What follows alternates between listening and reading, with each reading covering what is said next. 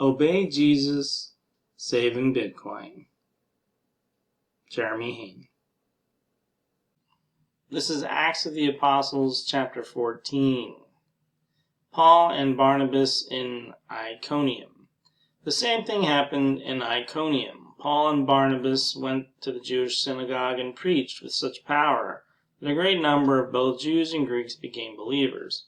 Some of the Jews, however, spurned God's message and poisoned the minds of the Gentiles against Paul and Barnabas. But the apostles stayed there a long time, preaching boldly about the grace of the Lord. And the Lord proved their message was true by giving them power to do miraculous signs and wonders. But the people of the town were divided in their opinion about them. Some sided with the Jews and some with the apostles. Then a mob of Gentiles and Jews, along with their leaders, decided to attack and stone them. When the apostles learned of it, they fled to the region of Lycaonia, in the towns of Lystra and Derbe in the surrounding area, and there they preached the good news. Paul and Barnabas in Lystra and Derbe.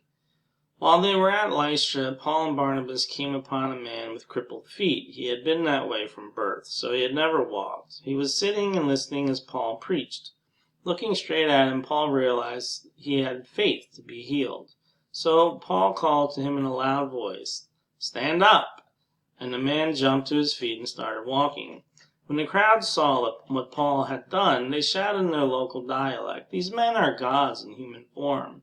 They decided that Barnabas was the Greek god Zeus and that Paul was Hermes, since he was the chief speaker.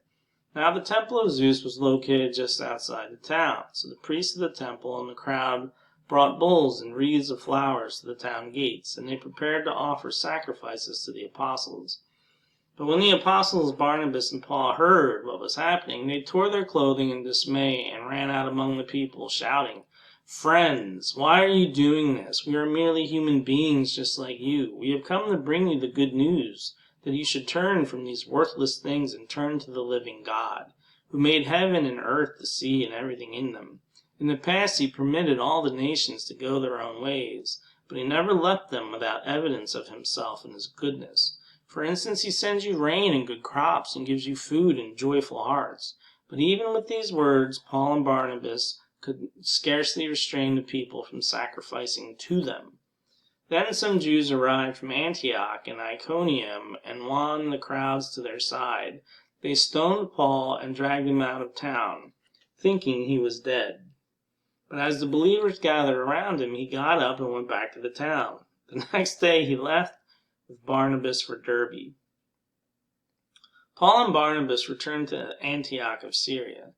After preaching the good news in Derbe and making many disciples, Paul and Barnabas returned to Lystra, Iconium, and Antioch of Pisidia, where they strengthened the believers. They encouraged them to continue in the faith, reminding them that we must suffer many hardships to enter the kingdom of God.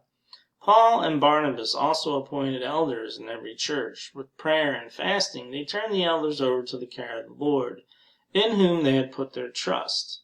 Then they traveled back through Pisidia to Pamphylia. They preached the word in Perga, then went down to Italia. Finally, they returned by ship to Antioch of Syria, where their journey had begun. The believers there had entrusted them to the grace of God to do the work they had now completed. Upon arriving in Antioch, they called the church together and reported everything God had done through them and how he had opened the door of faith to the Gentiles too. And they stayed there with the believers for a long time. Obey Jesus, saving Bitcoin. Jeremy Hain.